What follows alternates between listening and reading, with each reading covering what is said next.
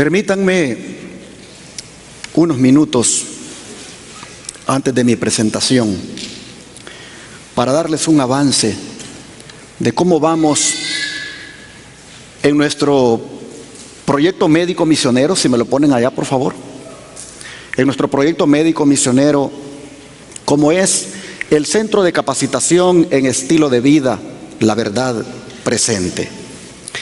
Y es que para esta semana, primero Dios, ya tendremos los planos que un arquitecto nos está haciendo completamente gratis, como les dije la vez pasada. En cuanto tengamos esos planos esta semana, se los daremos al ingeniero, que también va a ser completamente gratis los otros planos de lo que es el sistema séptico. Nos estamos ahorrando ahí en esos planos, hermanos, miles de dólares, miles. Yo creo que por lo menos nos estamos ahorrando unos 25,000 o 20,000 dólares ahí. Dios puso a esas personas. Solo me oyeron hablar desde aquí y dijeron: el Señor me ha puesto en mi corazón que tenemos que ayudarlo. Y yo digo: gloria a Dios. Así que esta semana, primero Dios, tendremos esos planos. Bueno, ese plano que el otro ingeniero necesita para hacer el de él, y luego en un futuro cercano, primero Dios, someterlos con la respectiva aplicación para el permiso a la oficina del Condado San Jacinto, que es el que tiene que otorgar ese permiso de construcción. El arquitecto me envió una propuesta de cómo él cree que debería verse ese centro, y es esta. Esa vista aérea de cómo él cree que debería verse ese centro de estilo de vida, La Verdad Presente. Una vista más cercana, prácticamente 5 cabañas de 2 cuartos cada uno a un lado y 5 cabañas de 2 cuartos cada una al otro lado. Prácticamente tendríamos allí unos 10 pacientes y unos 10 alumnos aprendiendo, estudiando. Al fondo tenemos lo que sería el centro de el edificio de usos múltiples, y se los acerco un poco más. El laguito que tenemos ahí, ustedes lo han visto. Él dice: si ese laguito se arregla bien, podemos hacer que luzca de esa manera. Las cabañas en derredor y al fondo el salón de usos múltiples. Acá es la vista que habría del salón de usos múltiples hacia lo que es el bosque. Es posible que los detalles de algunas cosas de estas fotografías cambien, pero pues eso será según como Dios nos vaya guiando. Les pongo de nuevo las fotos. Ese acceso que ustedes miran ahí es el que el condado requiere para que entre una ambulancia en caso de una emergencia. Así que ese camino le daría prácticamente vuelta a lo que es el pequeño lago, porque tiene la ambulancia que tener un retorno. Y bueno, hermanos, ahí está. Dios sabrá cómo vamos a hacer esto, en la medida en que Él nos siga bendiciendo con los recursos que se necesitan. Recuerden que es en este lugar donde, como ya dije varias veces, vamos a atender gratuitamente a aquellas personas que lleguen allí preocupadas porque les han diagnosticado cáncer, porque están padeciendo de diabetes, hipertensión, esas enfermedades, hermanos, que tienen afligida a tanta gente, y que lleguen allí para ser atendidas con los remedios naturales completamente gratis. Quiero aclarar que este no es un hospital, no es un sanatorio donde los pacientes están en cama y ahí se les va a atender. Es un centro de estilo de vida, donde las personas que recién han sido diagnosticadas de alguna enfermedad y quieran tratarse con los remedios naturales de Dios, van y todavía están en una condición que cooperan para hacerse ellos mismos, por supuesto, ayudados, ¿verdad?, esos tratamientos. Así que por 21 días se les recibirá allí, serán tratadas con los remedios naturales del Señor y luego pues seguirán en sus hogares haciéndose lo que se les recomendó. De Dios depende, hermanos, que se haga como esa propuesta del arquitecto ha sido presentada. De Dios depende en la medida en que Él siga dando los recursos como lo ha hecho hasta ahora, por medio de sus hijos que siguen enviando diezmos, ofrendas y donaciones especiales a través de las siguientes plataformas que ya ustedes han escuchado, que siempre las promuevo, como es enviando cheques o money order a la dirección 214 Alpine CT, Alpine y luego CT, y la ciudad Irving, el estado Texas, 75060 el código postal. Algunos envían cheques o money order a esa dirección, otros van al Banco de América y depositan en la cuenta 4880 4014 1389, otros hacen transferencias de sus cuentas por medio de la aplicación Cele, utilizando el número 214-881-4029. Otros van a paypal.com y a través de esa, digamos así, de esa aplicación o página web, mandan ayuda también a la Iglesia Advenimiento utilizando el correo electrónico lostrésangeleserving@gmail.com, o yendo a la página web de nuestra iglesia, que es www.iglesiaadvenimiento.org, y ahí le dan en la sección de donaciones y lo lleva a PayPal para que sigan los pasos. Otros lo envían por RIA, por Western Union, y otros llaman y dicen: sáquelo de una vez de mi tarjeta. Llaman al 214-881-4029. Este teléfono es el que su servidor carga siempre. Por ejemplo, ahorita estaba sentado ahí y estaba mirando que estaban entrando notificaciones de hermanos y hermanas que a través de la aplicación Cele estaban transfiriendo diezmos y ofrendas. Si alguien en la audiencia, si alguien a la distancia en cualquier país del mundo se quiere unir a este proyecto médico misionero con sus donaciones, diezmos u ofrendas, comuníquese con este servidor al número de WhatsApp +1 214-881-4029.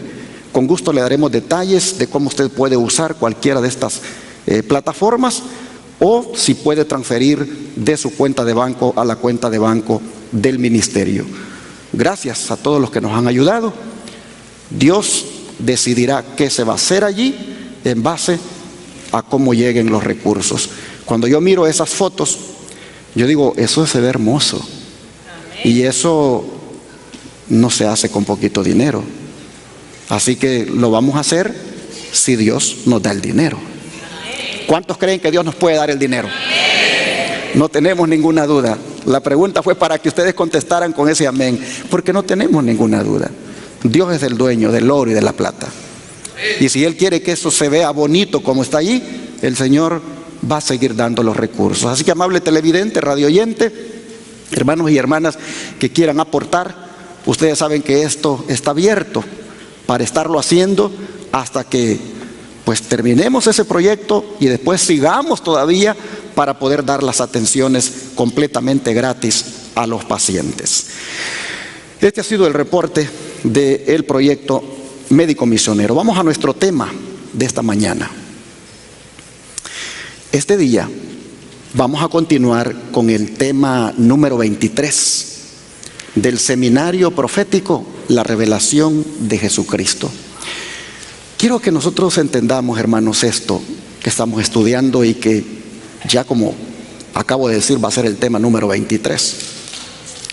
Es precisamente eso, la revelación de Jesucristo. En otras palabras, los estudios que hacemos aquí basados en el libro de Apocalipsis no son la revelación del apóstol Juan, son la revelación de Jesucristo que Él le dio al apóstol Juan para que se lo diera a la iglesia. En otras palabras, hermanos, los temas de Apocalipsis son los temas que Jesús ha dado a la iglesia del tiempo del fin para que esté preparada y sepa cómo las cosas se van a dar a lo largo de la historia. En ese sentido, los temas de Apocalipsis, llamados la revelación de Jesucristo, son temas cristocéntricos, porque son dados por Jesucristo Y vamos en ese contexto a concluir la serie de 4 caballos que hemos estado mirando con sus jinetes respectivos. Y quiero ahora entonces a que nos concentremos en el 4.º caballo y jinete del que habla aquí Apocalipsis capítulo número 6, versículos 7 y 8. Apocalipsis capítulo 6, versículo 7 y 8.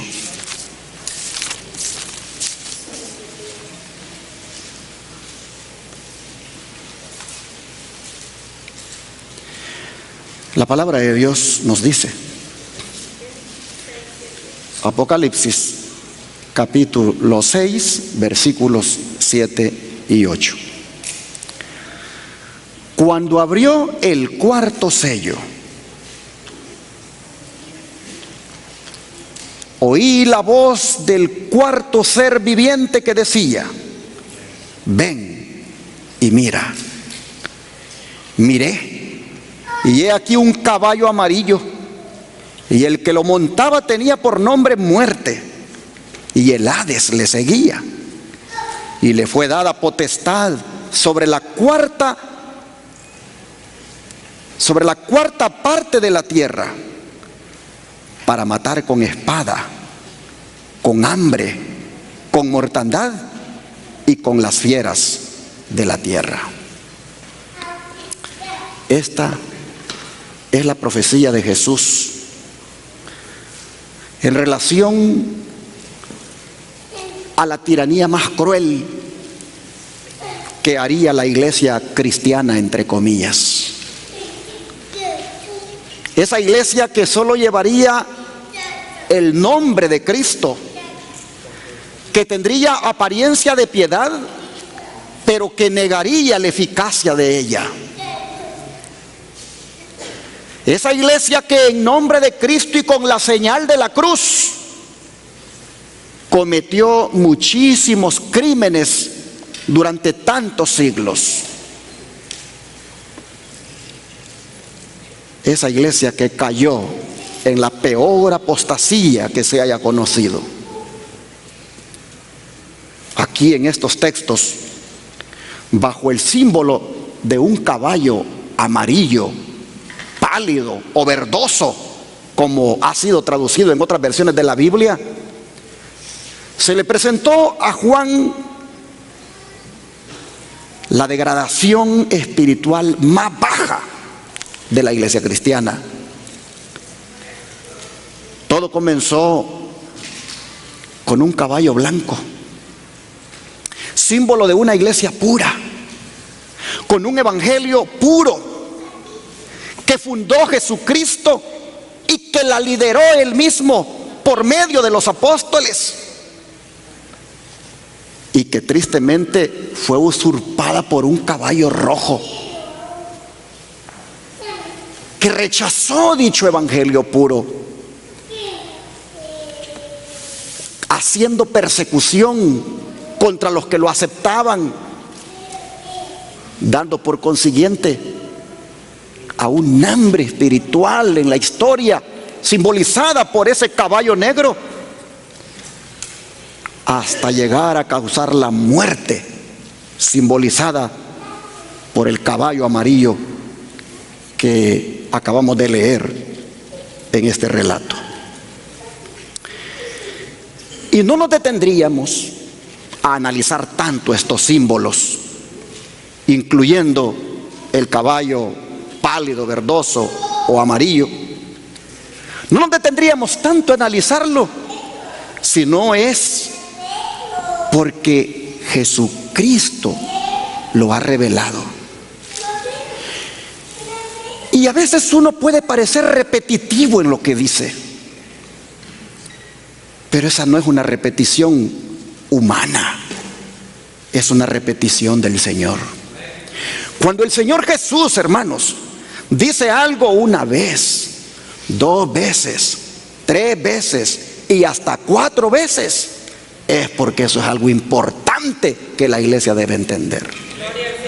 Miren ustedes, a Daniel para que la iglesia lo entendiera. Le revela el surgimiento de las potencias mundiales, el surgimiento de los reinos más poderosos de la tierra, culminando con el reino sempiterno de Cristo. Se lo muestra a Daniel una vez en el capítulo 2, pero luego se lo vuelve a repetir en el capítulo 7, solo que ahora con diferentes símbolos. Y luego se lo vuelve a repetir en el capítulo 8. ¿Por qué 3 veces? Porque cada vez él va enfatizando un punto que no se ha enfatizado en la anterior repetición. Y cuando venimos a Apocalipsis, nosotros miramos que en las 7 iglesias, en esa profecía de las 7 iglesias, ahí el Señor hace ver lo mismo que hemos estado viendo en el caballo blanco, lo mismo que ya vimos en el caballo rojo, lo mismo que ya vimos en el caballo negro y lo mismo que vamos a ver hoy del caballo amarillo. Nosotros vemos que se lo hace ver a Juan ahora en esa profecía de las 7 iglesias, pero ahora en la profecía de los 7 sellos, de la cual estos 4 caballos, cada una corresponde a los primeros 4 sellos. Nosotros vemos que se lo hace ver nuevamente con énfasis específicos. Y así, hermanos, nosotros miramos que lo vuelve a repetir en Apocalipsis 13 y en Apocalipsis 17 lo vuelve a repetir. ¿Por qué Jesús, un tema repetitivo que a muchos ni les gusta escuchar, que algunos hasta broma hacen de eso al decir solo papa, papa y papa, solo de papa hablan allí? ¿Por qué Jesús repite tanto algo, hermanos, que tiene que ver con ese sistema? ¿Por qué 1, 2, 3 y hasta 4 veces? Sin duda es porque ese es un tema importantísimo para el tiempo del fin, el cual la iglesia tiene que entender. Miren, hermanos, no nos detendríamos tanto a analizar estos símbolos, incluyendo este caballo amarillo, si no es porque hasta lágrimas se derramaron para que nosotros pudiéramos entenderlo. ¿Quién derramó lágrimas? Vamos a leerlo. Apocalipsis 5, versículos 1 al 7.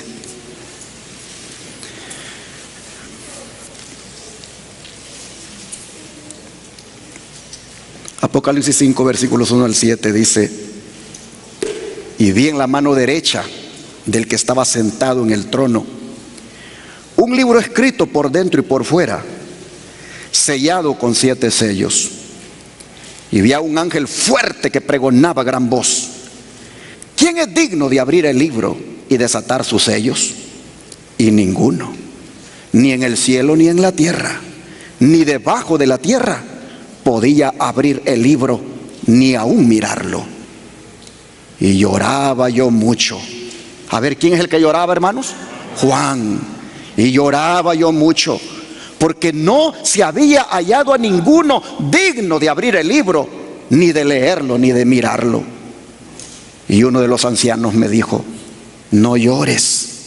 He aquí que el león de la tribu de Judá, la raíz de David, ha vencido para abrir el libro y desatar sus 7 sellos.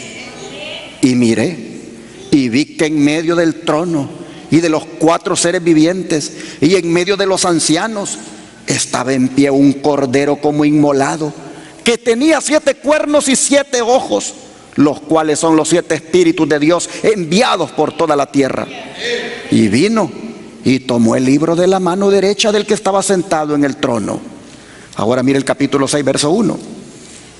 Vi, dice, cuando el cordero abrió uno de los sellos, y oí a uno de los 4 seres vivientes decir, como en voz de trueno: ven y mira. Nosotros miramos acá, hermanos, una escena dramática. Imaginémonos el cuadro. El ángel fuerte y poderoso lanza el desafío: ¿quién tiene el derecho de abrir el libro de Dios y poder leer lo que hay allí? Silencio total. Nadie, ni en el cielo ni en la tierra, ningún hombre, ningún descendiente del linaje de Adán tiene el derecho, la dignidad de hacerlo. Nadie. Y Juan, la reacción emotiva no se hace esperar en él. Es tan intensa la reacción que comienza a llorar. ¿Por qué llora Juan? Oh, es que para él es sumamente triste que lo que está revelado en esos sellos, incluyendo en esos 4 caballos, para él es sumamente triste, hermanos, que la iglesia no lo sepa. Porque allí, en ese libro sellado con 7 sellos, de los cuales los primeros 4 están simbolizados por estos caballos que hemos venido estudiando, allí, hermanos, se encuentra la historia del futuro del mundo y de la iglesia de Cristo. De manera que Juan no puede aceptar que no se pueda conocer dicha historia si no hay quien abra ese libro. Pero el consuelo no se hizo esperar para Juan, pues uno de los asistentes de la corte celestial le dice: no llores, porque sí hay uno. Hay uno, y ese es Jesucristo, el Cordero de Dios que quita el pecado del mundo. Él sí tiene el derecho a abrir ese libro. Él sí tiene el derecho a romper cada uno de esos sellos. ¿Por qué tiene el derecho? Porque Él es el redentor de la raza humana. Él lo redimió a usted y me redimió a mí. Y porque nos ha redimido, Él ha abierto estos sellos para que nosotros los conozcamos. Gloria a Dios por eso, hermanos. Eso es lo que ha hecho Jesucristo. La redención hecha por Él. Hermanos, hace posible que nosotros conozcamos esto hoy. El don profético, comentando la intensa reacción de Juan ante aquella escena tan dramática, vean cómo lo dice. En el manuscrito liberado número 9, tomo 7, página 7, dice: allí en su mano, dice, abierta, en la mano de Dios, el Padre, por supuesto, descansaba, dice, el libro, el rollo de la historia de las providencias divinas, la historia profética de naciones y de la iglesia. Eso es lo que había en ese libro que estaba sellado con 7 sellos. Aquí, dice, en ese libro se encontraban los dichos divinos, su autoridad, sus mandamientos, sus leyes, todo el consejo simbólico del Eterno y la historia de todos los poderes regentes de las naciones. El lenguaje simbólico, ese rollo hablaba de la influencia de cada nación, lengua y pueblo desde el inicio de la historia del mundo hasta su mismo fin. Este rollo estaba escrito por dentro y por fuera, es decir, ya no había más por dónde escribirle. Todo lo que se podía decir estaba en él. Pero noten la importancia. Sigue diciendo el don de profecía en el manuscrito liberado 12, página 296 a la 297, que la visión, como fue presentada a Juan, hizo su impresión sobre su mente. Juan estaba preocupado de la categórica incapacidad de cualquier ser humano o inteligencia angelical para leer las palabras o aún poder ver lo que allí había. Su alma estaba tan angustiada y desesperada que uno de los ángeles fuertes tuvo compasión de él y poniendo su mano sobre él de manera apacible le dijo: no llores, he aquí el león de la tribu de Judá, la raíz de David, ha prevalecido para abrir el libro y desatar sus 7 sellos. Así que, hermanos y hermanas, siendo que la revelación, como también es llamado el libro de Apocalipsis, nos ha llegado con lágrimas, Ante una escena tan dramática como la que hemos leído, ¿cómo no nos vamos a interesar nosotros en el símbolo del caballo amarillo? Noten el nombre del jinete. ¿Cómo se llama el jinete que cabalga ese caballo? El nombre del jinete dice que es muerte. Versículo 8. Miré, dice, y he aquí un caballo amarillo, y el que lo montaba tenía por nombre muerte. Interesante el nombre del jinete que monta el caballo. Muerte. ¿Quién le sigue? ¿Quién va detrás de él? Detrás de él va el Hades. Pero el Hades es el sepulcro. Hades es la palabra griega, pero en nuestro idioma es el sepulcro. También significa el infierno. El Hades lo seguía. Es decir, mientras el jinete va dando muerte, el sepulcro va recogiendo los muertos. Hermanos y hermanas, pero qué forma de asesinarla de este jinete. ¿De qué manera lo hace? Lo hace, dice, número 1, con espada. Estoy en el verso 8, hermanos, del capítulo 6. Lo hace con espada. Número 2, con hambre. Número 3, con mortandad. Y número 4, con las fieras de la tierra. Y lo hace sobre la cuarta parte del planeta Tierra. Uno cuando ve esto se pregunta, ¿quién en la historia habrá hecho una cosa como esta? Porque este es un símbolo.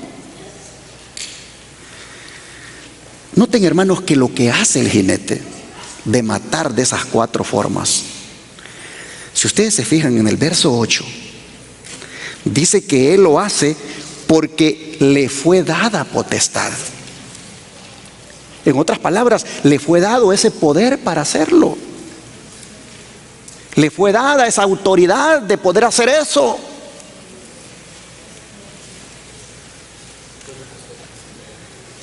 Hermanos y hermanas, solo hay un personaje que puede dar una autoridad para hacer semejante barbaridad. Solo hay un personaje que puede dar esa potestad para hacer esta gran maldad de la que estamos leyendo aquí.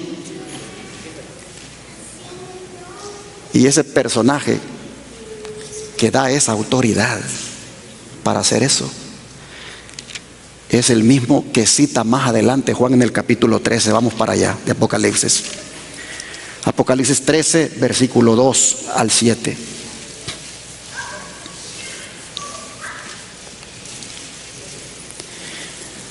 Dice: me paré sobre la arena del mar y vi subir del mar una bestia que tenía 7 cabezas y 10 cuernos, y en sus cuernos 10 diademas, y sobre sus cabezas un nombre blasfemo.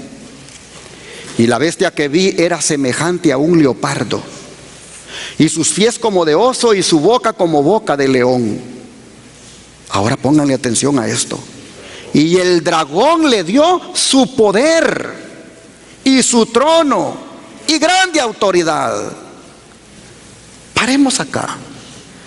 El caballo amarillo, su jinete, mata de las 4 maneras, como ya vimos, porque le dieron esa potestad. Y nosotros encontramos acá que hay una entidad simbolizada aquí por un animal, un leopardo, que le es dada poder y grande autoridad. Pero eso le es dado ¿por quién, hermanos? Por el dragón. Sigue diciendo: vi una de sus cabezas como herida de muerte, pero su herida mortal fue sanada, Y se maravilló toda la tierra en pos de la bestia. Y adoraron al dragón que había dado autoridad a la bestia. Y adoraron a la bestia diciendo: ¿quién como la bestia? ¿Y quién podrá luchar contra ella? También se le dio boca que hablaba grandes cosas y blasfemias. Y se le dio autoridad para actuar 42 meses. Si hacemos la operación matemática, son 1260 días, que equivalente a años proféticos, hermanos. Son 1260 años estos 42 meses. Y luego dice el verso 6: y abrió su boca en blasfemias contra Dios, para blasfemar de su nombre, de su tabernáculo y de los que moran en el cielo. Y se le permitió hacer guerra contra los santos y vencerlos. También se le dio autoridad sobre toda tribu, pueblo, lengua y nación. Hermanos y hermanas, como lo hemos estudiado en otros temas anteriores, ¿quién representa este dragón que le da el poder, la autoridad, la potestad a esta bestia semejante a un leopardo? ¿Quién representa este dragón, hermanos? Creo que todos sabemos que el dragón es símbolo de Satanás. Bueno, pero la bestia semejante a un leopardo, por estudios también que hemos hecho aquí debidamente documentados, sabemos que es el papado. Ese dragón no solamente representa al diablo, sino que también representa a Roma, por medio de quien el papado recibió la silla para sentarse como la autoridad del mundo, como el que haría todas las barbaridades que hemos leído acá. Hermanos y hermanas, el papado ha sido el único en la historia que ha hecho guerra contra los santos y los ha vencido. El papado ha sido el único en la historia que ha causado la muerte a tantos hijos de Dios, porque como vemos acá, Satanás le dio, dice, esa autoridad.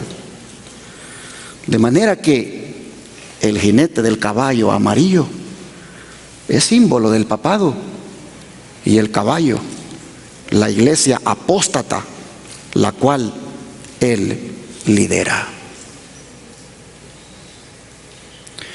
Yo le dije a Dios: Señor, ¿cómo yo puedo decir esto de una manera que lleve todo el tacto debido? ¿Cómo decirlo de una manera que no ofenda? Y le he orado a Dios para que me diga cómo. Y la verdad, hermanos, es que esta es la verdad y no puedo dejar de decirla. Como decía una hermanita aquí que estaba participando en el repaso de la lección, sí, decía ella, hay que ser prudentes, hay que tener tacto, pero la verdad también, dice ella, hay que decirla. Y esta iglesia, Dios la levantó para que le dijera la verdad al mundo. Aquí no engañamos a la gente, y la verdad, aunque duela, es la verdad. Hermanos y hermanas, nosotros miramos entonces que eso es lo que representa. Y los adventistas del séptimo día, empezando desde los pioneros, los que iniciaron el movimiento adventista, no tuvieron ninguna duda en identificar este símbolo de esa forma. Miren ustedes, Guillermo Miller, por ejemplo. Guillermo Miller, en este libro Miller Evidence, página 182 del año 1839, Guillermo Miller dijo: el cuarto sello, este del caballo amarillo que acabamos de leer, se abrió, dice, en el año 538 después de Cristo, cuando primero se levantó, dice, el anticristo. Después de haber saciado su sed de sangre en cualquier manera posible que el hombre pudiera imaginar, miles fueron echados a feroces bestias para ser destruidos por ellas. El tiempo y lugar de la apertura de este sello no podemos errar. Tuvo que haber sido durante el reinado sangriento y perseguidor de la iglesia papal. Así, el precursor de los adventistas, el pionero que inicia el movimiento, identifica el cuarto sello, el caballo amarillo. Y el que lo secundó en esta interpretación fue el esposo de Elena White, Jaime White. Él dijo: el jinete del caballo pálido se llama muerte. El infierno, la tumba, lo siguió. Los símbolos bajo este sello denotan gran persecución y martirio de la iglesia. El periodo de este sello no se puede confundir. Debe haber sido durante el gobierno ilimitado, irreprensible, desenfrenado y perseguidor del papado. Desde aproximadamente el año 538 después de Cristo hasta el momento en que los reformadores comenzaron su trabajo de exponer las corrupciones del sistema papal. Así está escrito en la Review Herald, volumen 20, julio 8, 1862, página 44. Y mientras Jaime pues nos confirma lo que Guillermo Miller decía, de que es el papado realmente este símbolo del caballo amarillo, Uriah Smith, el editor de la Review Herald, la revista adventista, se espació más en la explicación del símbolo, diciendo: el color de este caballo es notable. Los colores de los caballos blanco, rojo y negro mencionados en los versículos anteriores son naturales, pero un color pálido no es natural. La palabra original denota el color pálido amarillento que se ve en las plantas marchitas o enfermizas. Este símbolo debe denotar un estado extraño de cosas en la iglesia profesa. Iglesia profesa es aquella que solo profesa llevar el nombre de Cristo, pero realmente actúa diferente. Pues este símbolo debe denotar, dice, un estado extraño de cosas en la iglesia profesa. El jinete de este caballo se llama muerte, y el infierno o la tumba lo sigue. La mortalidad es tan grande durante este periodo que parecería como si las pálidas naciones de los muertos hubieran venido a la tierra y siguieran la estela de este poder desolador. El periodo, dice, durante el cual se aplica este sello, difícilmente puede confundirse. Debe referirse al tiempo en el que el papado gobernó sin restricciones y persiguió, comenzando alrededor del año 538 después de Cristo, extendiéndose hasta el tiempo en que los reformadores comenzaron su trabajo de exponer las corrupciones de los sistemas papales. ¿Quiénes son esos reformadores? Martín Lutero, Juan Wycliffe, Melanchthon, el otro Ulrico Zwingli, y todos esos que salieron en esa época denunciando al papado como lo que era. Y sobre la declaración que dice: y le fue dado poder sobre la cuarta parte de la tierra, es decir, el poder personificado por la muerte sobre el caballo pálido, a saber, el papado. Por cuarta parte de la tierra se entiende sin duda el territorio sobre el cual este poder tenía jurisdicción. Mientras que las palabras espada, hambre, muerte, es decir, algún castigo que causa la muerte como exposición, tortura, etcétera, y bestias de la tierra, todo eso, dice, son cifras que denotan los medios por los cuales ha dado muerte a sus mártires, 50 millones de los cuales, según la estimación más baja, piden venganza desde debajo de su altar sangriento. Uriah Smith lo dice en su libro Daniel y Revelaciones, en el capítulo Los 7 sellos, página 438. 50 millones. Todavía es una estimación baja, la más baja de los cristianos y otras personas que el papado le dio muerte en esos 1260 años, en esos 42 meses que el dragón, o sea, Satanás, le dio su poder y autoridad para que hiciera guerra contra los santos y los venciera. Uriah Smith lo dice bien claramente.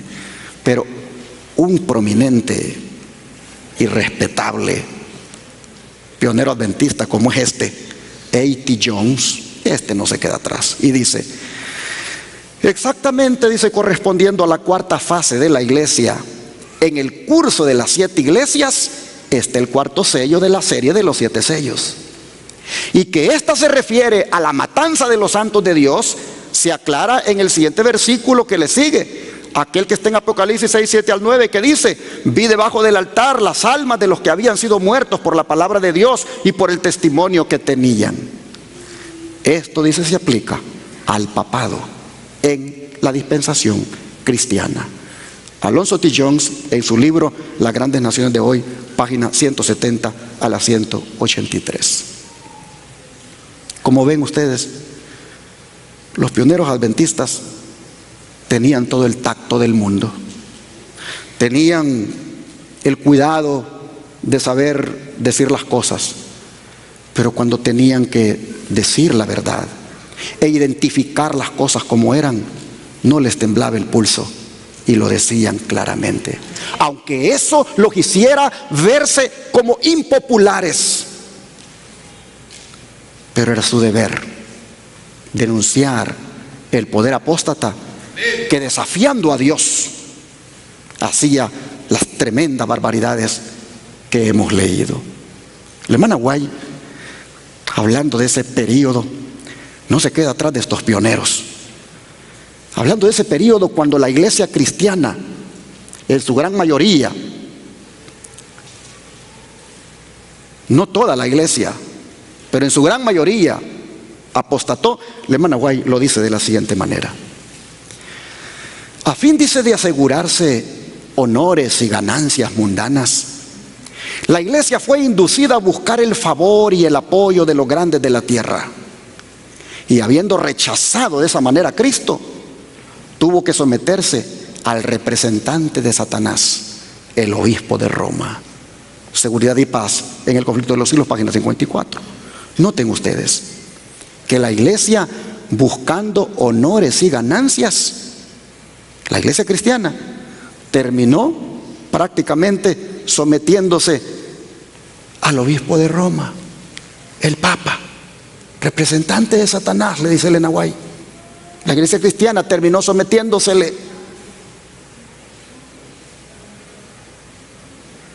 Y creo que es evidente ese sometimiento.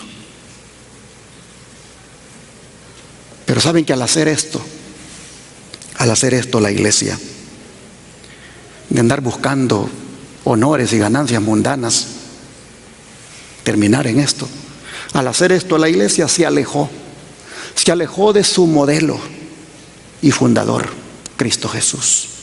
Se alejó de su modelo y fundador, quien, cuando el diablo le ofreció ganancias y honores, las rechazó tajantemente. Vamos a la Biblia, aquí al libro de Lucas, capítulo 4, versículos 5 al 8. Lucas capítulo 4, versículos 5 al 8.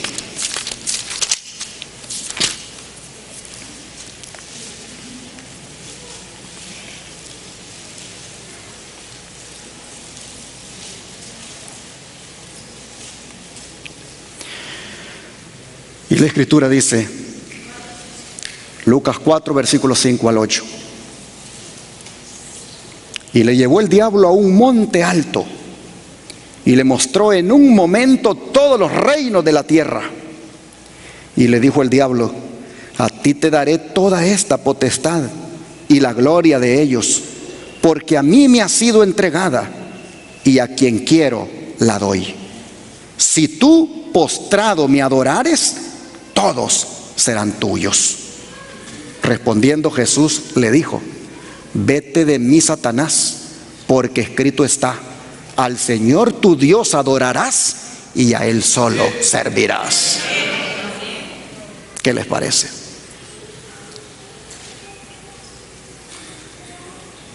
La iglesia, al andar buscando las ganancias y los honores, el diablo se las dio. y sometida bajo el obispo de Roma.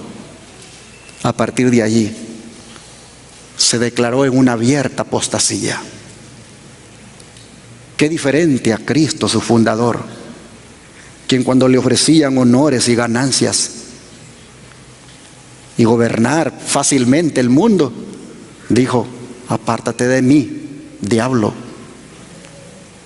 no te voy a adorar de esa manera, solo a Dios voy a adorar, a ti no. El diablo siempre ha andado buscando adoración. El diablo anda buscando siempre gente que lo adore, iglesias que lo adoren, y les ofrece lo más fácil. Por eso, cuando veo la iglesia primitiva, cuando veo la iglesia del caballo blanco que sale venciendo y para vencer, yo veo una iglesia que promueve, hermanos, una religión, pero una religión sincera. Es decir, que promueve un sistema de cristianismo que está basado en lo que Dios manda. Hoy, si ustedes miran el sistema que se promueve de iglesia, de cristianismo, de religión, es un sistema basado en lo que la gente quiere, en lo que la gente le gusta. Allá andábamos en Houston y miro el gran rótulo del pastor con la pastora, invitando a todos los transeúntes, a todos los que van ahí manejando, a que visiten su iglesia. Y me le quedé viendo la vestimenta del pastor, y yo dije: realmente ese hombre ha de tener llena la iglesia, porque con esa forma como está vestido le está diciendo a la gente: aquí no importa cómo vengas. Y es verdad, no importa cómo vengas cuando no conoces de las cosas de Dios, pero cuando ya conoces de las cosas de Dios, sí importa cómo vengas, ¿sí o no, hermanos? Sí importa. Es un sistema de religión, un sistema de iglesia donde se amolda y se acomoda a las joyas, a las pinturas, a las minifaldas, a los pantalones apretados, a los hombres lujuriosos. Se acomoda a un tipo de carnalidad, hermanos, el sistema de iglesia que se promueve hoy. Nosotros en esta iglesia estamos, por la gracia de Dios, promoviendo, hermanos, el sistema de iglesia que Jesús enseñó. El sistema de iglesia basado en una religión sincera. Que los asistentes a la iglesia, que los que vienen a oír no lo pongan por obra, eso es algo que le va a dar cuenta cada uno al Señor. Pero desde este púlpito se promueve el sistema de iglesia y religión que Cristo ha dejado en su palabra. Y Cristo le dijo a Satanás: no, vete de mí, le dijo. Ganancias y honores no quiero. La hermana Guay, mire cómo lo comenta. Satanás, dice, se había esforzado una vez por hacer transigir a Cristo. Vino a donde estaba el Hijo de Dios en el desierto para tentarle, y mostrándole todos los reinos del mundo y su gloria, ofreció entregárselo todo, con tal que reconociera la supremacía del príncipe de las tinieblas. Cristo reprendió al presuntuoso tentador y lo obligó a marcharse. Pero al presentar las mismas tentaciones a los hombres, ¿qué sucede?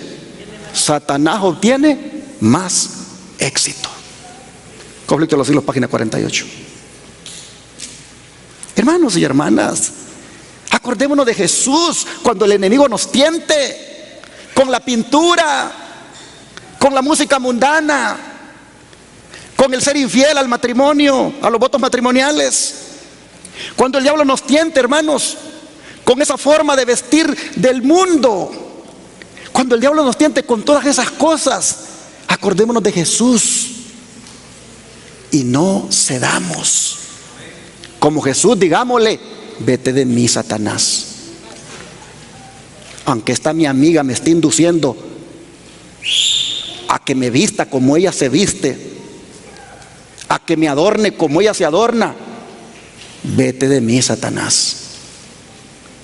Porque he sido enseñado en la palabra que la mujer se tiene que vestir con sencillez, con humildad, como mujer que profesa piedad. Oh, hermanos y hermanas, el papado surgió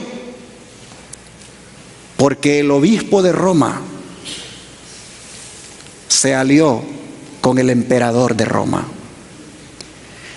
El papado surgió porque el obispo de Roma, el anciano de la iglesia cristiana en Roma, comenzó a tener, hermanos, alianzas con el emperador Constantino el Grande. Y así, hermanos, surgió el papado, porque andaba el obispo buscando honores y ganancias, hasta que consiguió que el emperador se bautizara. Y cuando se bautizó, ¡ay, qué privilegio! La iglesia de Jerusalén, la iglesia de Antioquía, la iglesia de allá, de todos los lugares aquellos, cuando se enteraron que el emperador se había bautizado, oh, ¿cómo creen ustedes que miraban a la iglesia de allá de Roma? La del obispo de Roma. ¡Wow! Ganaron al emperador para Cristo. ¡Qué honor, qué privilegio! Y el obispo de Roma, ¿cómo creen que se sintió? Nuestra iglesia es la mejor de todas las iglesias cristianas que hay, porque tenemos aquí al emperador que ya no nos va a perseguir, ahora se ha hecho cristiano. No sabía el mundo lo que le venía, no sabía el cristianismo lo que vendría de allí. De allí surgiría el papado y comenzaría a exigir lo mismo que el diablo exigió de Cristo. Es decir, homenaje. Mire cómo lo dice el don de profecía. Una de las principales doctrinas del romanismo enseña que el Papa es cabeza visible de la Iglesia Universal de Cristo y que fue investido de suprema autoridad sobre los obispos y los pastores de todas las partes del mundo. Eso es lo que enseñan. Aún más dice el Papa, al Papa se le han dado los títulos propios de la divinidad. Se le ha titulado Señor Dios el Papa. Y se le ha declarado infalible, es decir, que no se equivoca para nada. Y ahora noten, lo puse en rojo para que miren cómo lo mismo que el diablo exigió de Cristo exige ahora. Exige, dice, que todos los hombres le rindan homenaje. La misma pretensión que sostuvo Satanás cuando tentó a Cristo en el desierto, la sostiene aún por medio de la iglesia de Roma. Y muchos son los que están dispuestos a rendirle homenaje. Empero los que temen y reverencian a Dios resisten esa pretensión, que es un desafío al cielo. La resisten, dice, así como resistió Cristo las instancias del astuto enemigo, al decirle: al Señor tu Dios adorarás y a Él solo servirás. Dios, dice, no ha hecho alusión alguna en su palabra a que Él haya elegido a un hombre para que sea cabeza de la iglesia. La doctrina de la supremacía papal se opone abiertamente a las enseñanzas de las Escrituras. Solo por usurpación puede el Papa ejercer autoridad sobre la iglesia de Cristo. Conflicto de los siglos, página 48 al 49. ¿Por qué es tan odiado el conflicto de los siglos, hermanos? Por todas estas cosas. Es el único libro que anda en el mundo circulando y que dice estas verdades. Pero algunos adventistas miedosos lo han editado y le han quitado al libro original palabras que lo declaran de la manera como acabamos de leer. Inclusive le han cambiado hasta el nombre. Le han quitado la palabra conflicto, porque eso, conflicto, ay, conflicto, yo no quiero nada con el conflicto. Ay, seguridad y paz. La esperanza. Oh, hermanos y hermanas, el conflicto de los siglos es el libro que todos los cristianos deberían leer, aunque sea por curiosidad, deberían leerlo.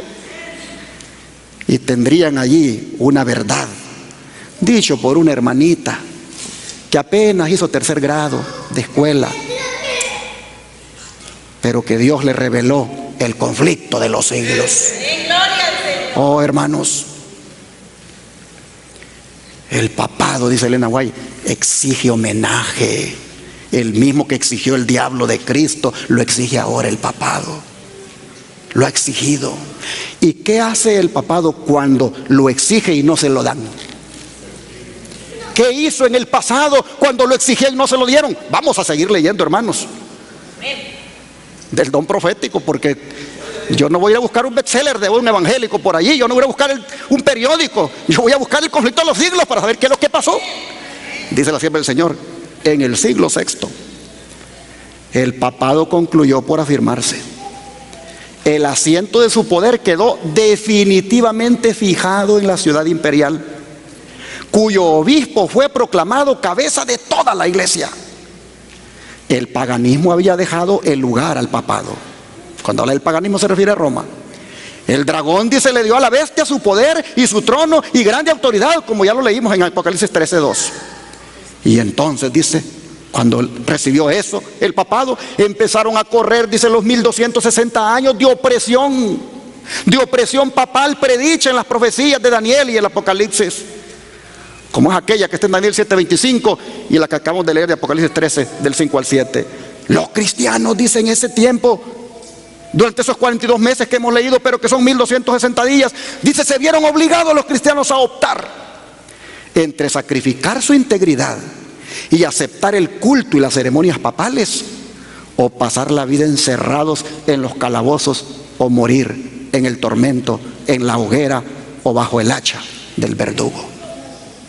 Entonces, dice, se cumplieron las palabras de Jesús cuando dijo: seréis entregados aún de vuestros padres y hermanos y parientes y amigos, y matarán a algunos de vosotros, y seréis aborrecidos de todos por causa de mi nombre.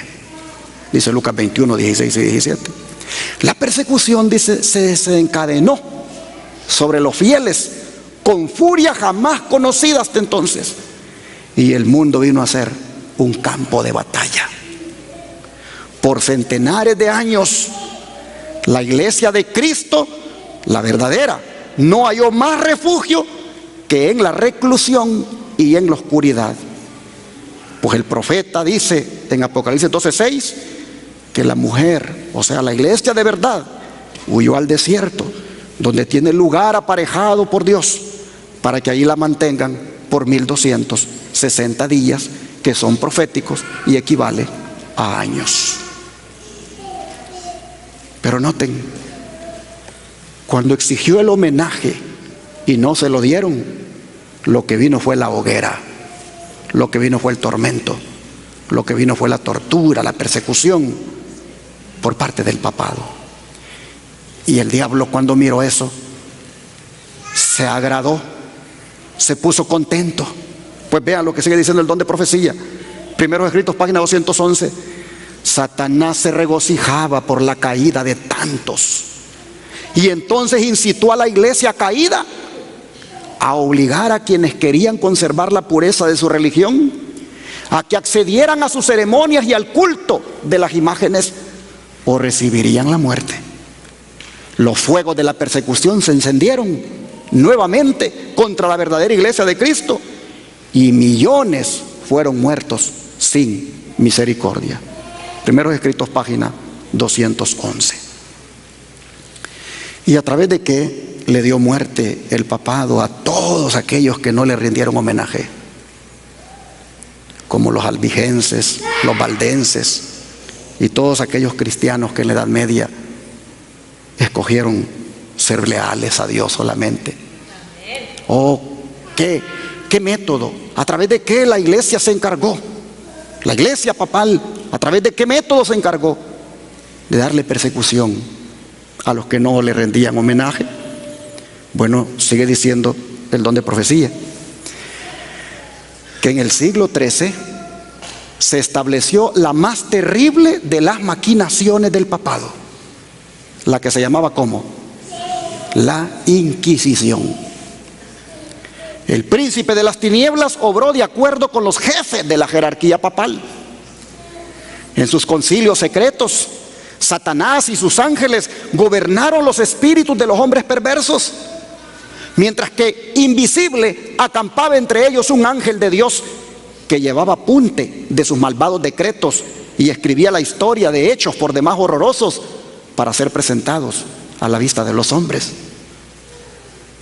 Este fue el tiempo, dice, cuando Babilonia la Grande fue embriagada de la sangre de los santos. Los cuerpos mutilados de millones de mártires clamaban a Dios venganza contra aquel poder apóstata. Y así le ponen Seguridad y Paz en el conflicto de los siglos, página 64. Pero hablando de esa Inquisición que utilizó el papado, quiero que miren estas fotografías. Estas fotos muestran cómo agarraban a los cristianos que no se sometían al Papa en la Edad Media, cómo los torturaban. Si usted le pone en el Google la Inquisición, ahí va a ver unas fotos horribles. Cristianos que les abrían las piernas y con una sierra los partían por mitad. Yo aquí escogí las fotos menos horrorosas. Solo miren este cristiano de este lado, amarrado de los pies y de las manos en forma de arco y haciendo que se ahogara con el agua. Oh, hermanos, fueron salvajes esos de la Inquisición. Esos eran los tiempos cuando en el nombre de Dios y la señal de la cruz se le daba muerte a estos que eran considerados herejes solamente porque no se sometían al papado, ni le rendían homenaje, ni mucho menos aceptaban sus falsas doctrinas. Dentro de esos herejes, hermanos, murieron millones de cristianos utilizando, como hemos leído en la descripción del caballo amarillo, utilizando la espada, que es símbolo del poder civil. Ayer me habló una persona muy enojada. ¿Tú eres Orlando Enamorado? Sí. Tú eres el que predicas todas las cosas que dices del papado. Bueno, yo solamente comparto lo que fue revelado a la sierva del Señor Elena White, el conflicto de los siglos. Mira, me dijo, no engañes a la gente. Cuando tú dices esas cosas, me dice, estás muy equivocado. Porque para empezar, me dice, la Inquisición, que fue mala y que es así, dice, hay que condenar, fue la Inquisición española. Y la Inquisición, dice, no fue el Papa, no fue el papado el que hizo todas esas barbaridades, fue la Inquisición, y la Inquisición española. Sí. ¿Y quién estaba detrás de la Inquisición española? ¿Quién estaba detrás de los inquisidores? ¿Quién estaba detrás de aquellos tribunales? Oh, hermanos y hermanas, el caballo amarillo está escrito que su jinete mataría con espada. Espada, símbolo del poder civil utilizado por Roma para perseguir a los cristianos. ¿De dónde sacamos que la espada es símbolo del poder civil? Vamos al libro de Romanos, capítulo 13, versículos 3 y 4.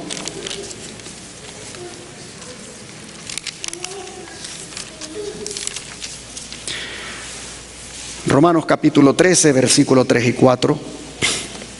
Dice el apóstol Pablo lo siguiente: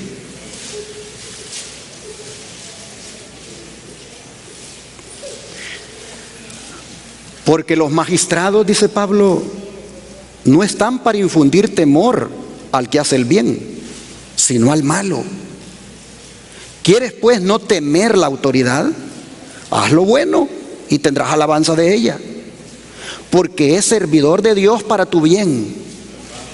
Pero si haces lo malo, teme, porque no en vano lleva la espada, pues es servidor de Dios vengador para castigar al que hace lo malo. Noten que el magistrado, es decir, la autoridad civil, lleva la espada para poner, digámoslo así, en su lugar a aquel que hace lo malo. El caballo amarillo, su jinete, mató con espada, es decir, utilizó al poder civil para que a través de la Inquisición, a través de esos tribunales, se sometiera a los cristianos, a todos los que no se doblegaban a ese sistema apóstata, se les sometiera a interrogatorios bajo torturamientos horribles hasta darles la muerte. Hermanos y hermanas, las autoridades, sí, es verdad, Dios las ha establecido, pero las ha establecido para que no permitan que su pueblo sea oprimido por la envidia y los celos de los que menosprecian la ley de Dios. Pero cuando estas autoridades se unen con los religiosos, oh hermanos, se olvidan de ese principio y se convierten en el brazo armado de la iglesia para causar opresión, y lo peor de todo es que lo hacen en el nombre de Dios. Sin duda, Jesús tuvo en mente todo esto cuando anticipadamente dijo allá en el Evangelio de Juan capítulo 16, versículo 2 lo siguiente. Evangelio de Juan capítulo 16, versículo 2.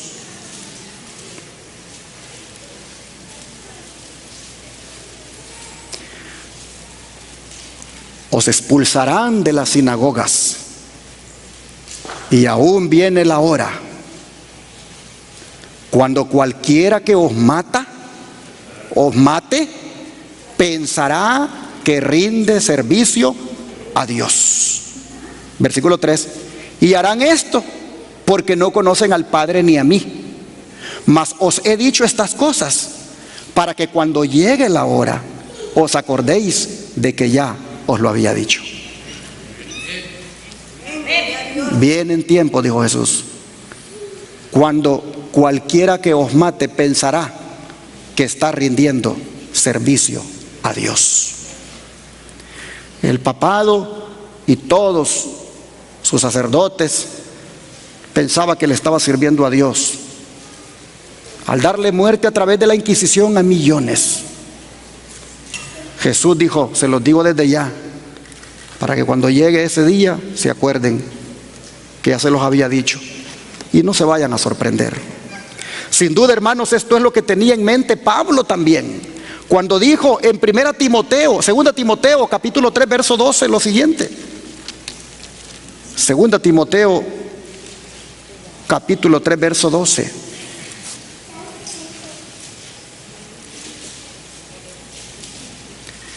Y también dice Pablo: todos los que quieran vivir piadosamente en Cristo Jesús padecerán, ¿qué cosa?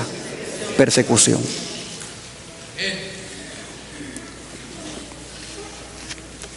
Hoy no se predica de estas cosas. Hoy se predica de un evangelio así, light, prosperidad, amor. No asusten a la iglesia con esto de que los que quieran vivir piadosamente padecerán persecución. No hablen de estos textos que Jesús dice: cualquiera que os mate va a pensar que está sirviendo a Dios cuando lo haga. Se los digo desde ya. Mis hermanos, cuando Juan miraba ese caballo amarillo que salía al quitar el cuarto sello, Juan veía lo que le venía a la iglesia. Jesús le mostraba la degradación más profunda, la apostasía más baja en la cual la iglesia cristiana caería cuando la liderara este sistema.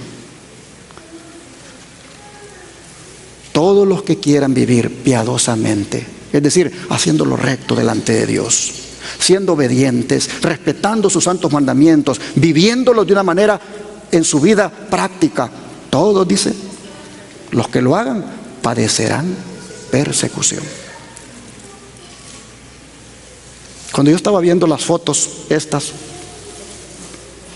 me puse a pensar, ¿y qué tal si yo fuera uno de ellos? Porque estos fuegos de la persecución se van a volver a encender. Esto que estamos mirando aquí, hermanos, esto se va a repetir.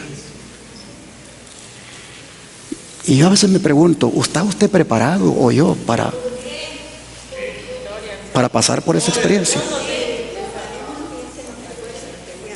Miren, hermanos, seamos honestos. A veces solo de pensarlo causa temor. Pero como dice el himno que vamos a entonar más adelante, dice: no te dé temor morir por Cristo. Si somos fieles, dice Pablo, si somos consagrados, padeceremos persecución. Pero no faltan los cobardes que dicen: por eso no me consagro, por eso no me entrego mucho al Señor, por eso no me meto bien de lleno a Dios, porque yo no estoy preparado para eso. Y entonces, ¿qué estás haciendo aquí? Quítate el nombre de cristiano, vete al mundo mejor. Pero si eres cristiano, vive como cristiano y está dispuesto a dar la vida por Cristo, si es posible, hermano. De eso se trata esto, de entender a quién sirvo, a quién he creído, y que lo amo tanto que estoy dispuesto a morir por Él. De eso se trata.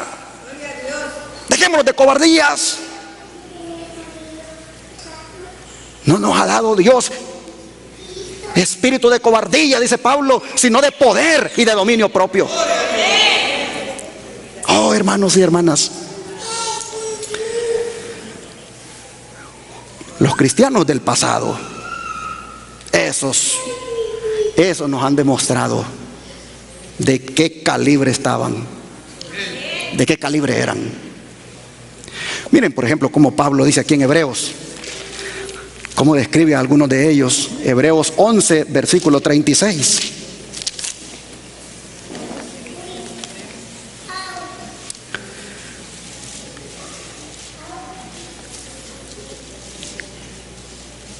Versículo 36.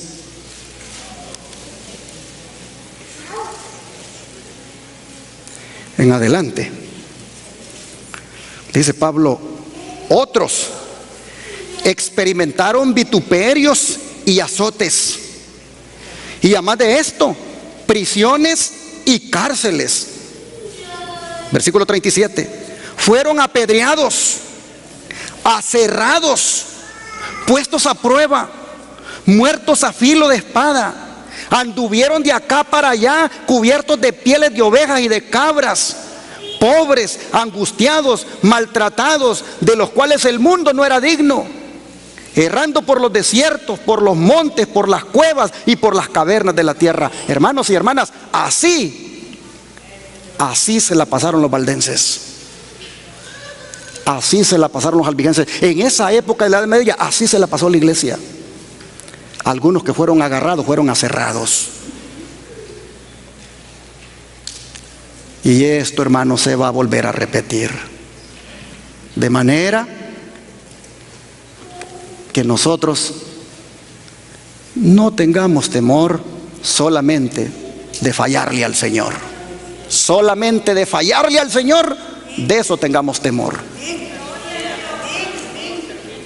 Pero de morir por Él, de eso no tengamos temor. Hermanos y hermanas, ¿qué le dijo el Señor a Josué? Esfuérzate y ¿qué?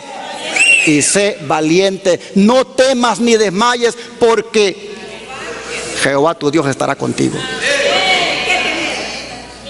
No estaremos solos. ¿Por qué, hermanos, los que iban a la hoguera morían cantando? Ahí estaban, miren, amarrados en la estaca. El fuego empezaba a prenderse sobre ellos y ellos cantándole al Señor, y así morían cantando. Bueno, creo que todos hemos conocido la historia de Esteban. Esteban, hermanos, murió Y cuando murió dijo estas palabras: veo los cielos abiertos y al Hijo del Hombre que está a la diestra de Dios. Mientras las piedras caían sobre él, mientras lo mataban a pedradas, él miraba los cielos abiertos y miraba allí a Jesús que estaba sentado a la diestra de Dios. Eso lo sostuvo. Mientras las piedras caían sobre él, a Esteban lo sostenía mirar a Cristo que estaba sentado a la diestra de Dios.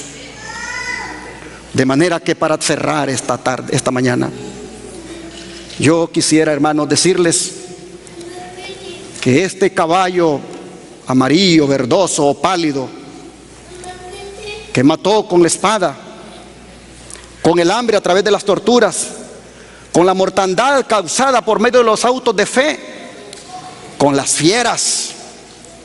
Oh, hermanos y hermanas, quiero terminar diciéndoles que no le tengamos miedo a ese sistema si vuelve nuevamente a utilizar los mismos métodos. Que sin duda va a utilizar métodos terribles, sí lo sabemos, pero que no le tengamos miedo, porque si nos tocara morir, consolémonos con las siguientes palabras con las cuales voy a terminar este sermón, y son las que se encuentran en Apocalipsis 1, versículo 17 al 18. Apocalipsis 1, versículo 17 al 18.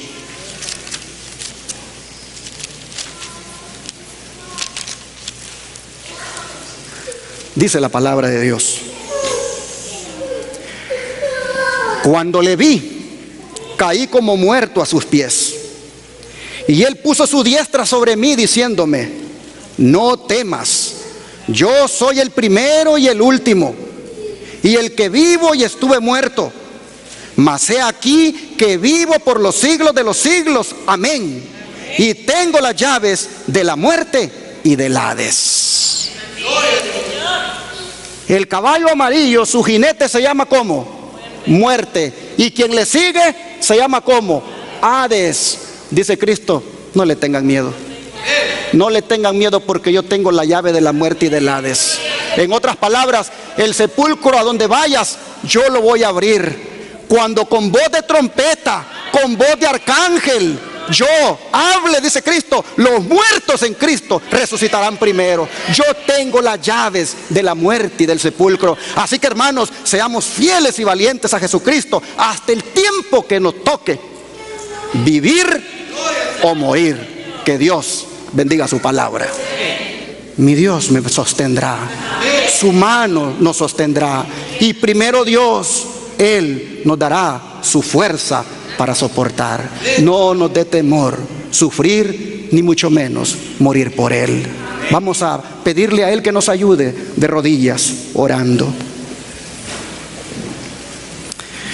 Padre nuestro, al mostrarnos en el cuarto sello por medio de este caballo amarillo la apostasía más baja en la cual cayó tu iglesia, al punto de volverse tirana contra aquellos que escogieron mejor serte fieles a ti.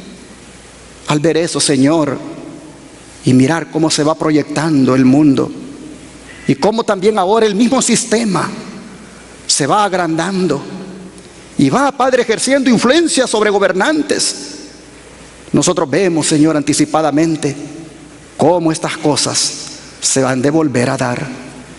Pero es allí, Señor, donde nosotros ahora caemos de rodillas para decirte: ayúdanos, Señor, a no fallarte.